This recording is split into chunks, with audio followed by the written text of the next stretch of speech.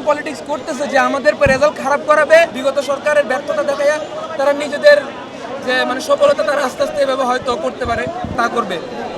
তার চেয়ে বড় কথা আমাদের যা মনে হয়, যেটুকু বুঝতেছি ওনার কার্যকলাপে, আমরা তো আর এই সরকারের আমলের স্টুডেন্ট না, মূলত আমরা ইউনুস সরকারের আমল থেকে আমাদের এসএসসি শুরু হয়েছে।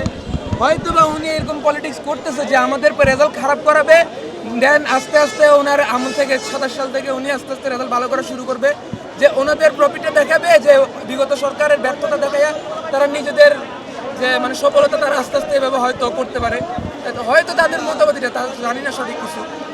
এই আপনাদের কি হুমকি বলতে, উনি যবে থেকে মন্ত্রণালয়ের দায়িত্ব পাইছে, উনি শিক্ষার্থীদেরকে এই যে পরীক্ষা হবে, পরীক্ষার প্রশ্ন নিয়ে যে আগের মতো হবে না, উনি চাইছে ক্লাস কমে আনা এবং কঠিন করার গার্ড দেওয়ার, এই যে প্রথম থেকে তো উনি বলে আসছেন।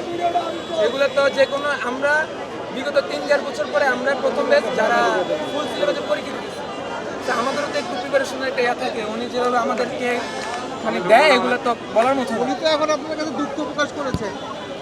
দুঃখ প্রকাশ করছে ভাই, দুঃখ প্রকাশ করছে ওর উপরে। যদি উনি দুঃখ প্রকাশ করতে থাকে, এক্সপেরিমেন্ট বন্ধ করবে কখন?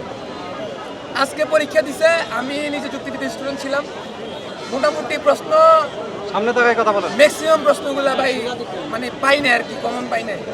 যেটুকু পাওয়ার কথা ওইটুকু পাই না, আসানোর প্রশ্ন পাই না। এখন আপনাদের দাবিটা কি? ভাই সব আমাদের দাবি তেমন কিছু না, সবাই তো আসছে শিক্ষামন্ত্রীর পদত্যাগ নেওয়া।